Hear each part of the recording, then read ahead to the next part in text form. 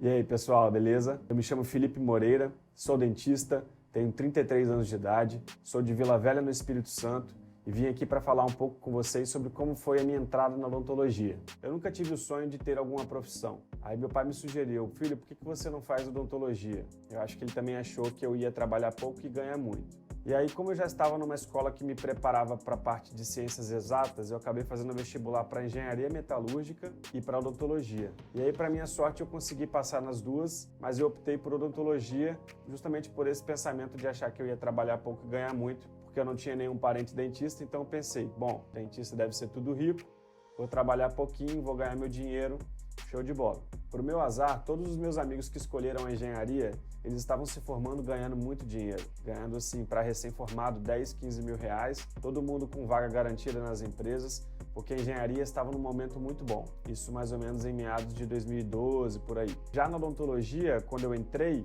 só tinham profissionais que falavam: cara, você escolheu errado, você foi burro, você tinha que ter escolhido engenharia, aqui a odontologia, o mercado está saturado, poucos pacientes, as pessoas estão dividindo o paciente, e aí isso dá uma frustração, você fala, poxa, escolhi errado.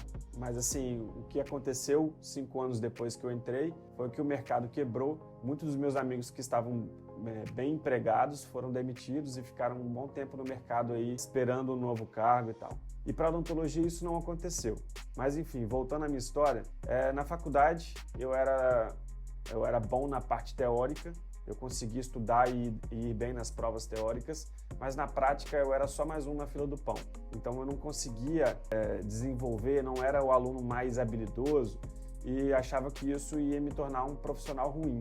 E aí, mais uma vez, a gente fica frustrado, porque a gente acha que vai ser um péssimo dentista porque não sabe fazer uma resina, não sabe fazer um amálgama que a gente aprende na faculdade e não consegue fazer direito uma anestesia, uma extração dentária. Mas eu fui percebendo depois que, na verdade, a teoria é a parte mais importante que eu precisava ter pego da faculdade, porque ela vai ser a base de tudo pra gente enquanto profissional liberal. Ela é a base do planejamento, ela é a base da venda, ela é a base da explicação que a gente dá para os pacientes.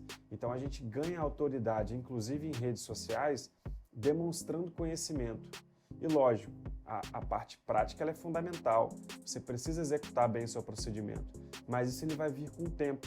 Então se você está na faculdade ainda e também está sentindo que você não conseguiu pegar muito bem a parte prática, pode manter a calma, que isso vai vir com o tempo, com sua dedicação. Mas não esqueça de valorizar a parte teórica. Não é que você vai formar e não vai usar isso para mais nada. Pelo contrário, é aí que você vai usar mais ainda e vai ser a base de todas as suas especializações, os cursos que você vai fazer, as imersões. Então é muito importante você dar valor à parte teórica. Então se você está supervalorizando ainda a parte prática na faculdade, dá um foco maior na parte teórica também, que ela vai te ajudar muito na profissão, beleza? E aí a gente foi caminhando em meio a clínicas e matérias, e minha faculdade era integral. Faculdade integral a gente sabe que a gente não pode trabalhar porque não tem tempo, ninguém vai contratar alguém que tem 1 hora de manhã livre, 2 horas de tarde, no dia X, no dia Y já não tem.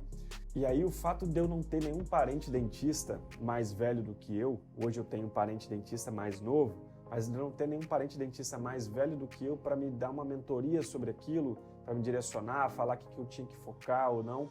Isso foi uma grande dificuldade para mim, porque eu não sabia o que fazer. E aí eu comecei a correr atrás de alguns estágios, até conseguir alguns estágios que me pagaram bem, mas eu não sabia o que eu ia fazer quando me formasse. E como meus pais eram funcionários públicos, eu falei, cara, eu preciso estudar, fazer um concurso, entrar numa carreira que vai me pagar um salário fixo, e isso vai fazer eu ser uma pessoa bem-sucedida. E até tentei, estudei para concursos, fiz grupos de estudo com meus amigos, fiz alguns concursos e aí foi batendo o desespero, a faculdade foi chegando no final e eu fui pensando, cara, eu vou começar a receber menos formado do que eu recebia estagiando, que eu recebia em 2 estágios uma média de R$ 1.500. Eu falei, cara, minha bolsa vai acabar porque minha graduação acabou, e eu não vou ter dinheiro para fazer nada. Então, nessa época de quase formar, a UFES ainda entrou de greve, a gente ficou uns 4 meses em greve. Eu estava achando que eu ia entrar num concurso que eu tinha passado em 2º lugar, aí eu pensei, cara, eu vou ser chamado no concurso e essa vaga vai ser passada para uma outra pessoa, porque eu não vou ter o diploma para poder ser o que era o pré-requisito para entrar no concurso. Acabou que passou o tempo do concurso, o concurso expirou e não me chamou. Enfim, eu me formei em 2013, em março de 2013, e aí eu tive que sair para entregar currículo porque eu não tinha nenhum lugar que eu queria trabalhar. Tinha algumas clínicas de convênio que tinham me chamado, era uma coisa que você trabalhava pra caramba, ganhava 300, 400 reais no mês, então eu fiquei desesperado, falei, cara, isso não pode acontecer. E eu saí distribuindo currículos, minha mãe me levou, ela viu o desespero do cara e falou, cara, vou levar esse menino para entregar currículo, senão ele vai ficar depressivo. E aí eu fui entregando currículo em várias clínicas por Vila Velha, que é a minha cidade, e aí para minha felicidade uma clínica acabou me chamando e eu comecei a trabalhar nela, e aí as coisas foram melhorando a partir daí. Mas o resto da minha história eu vou contar para vocês num segundo momento, e aí eu queria conversar com vocês o seguinte, e você, cara, se identificou com a minha história? Também está preocupado com o que vai acontecer depois que você se formar?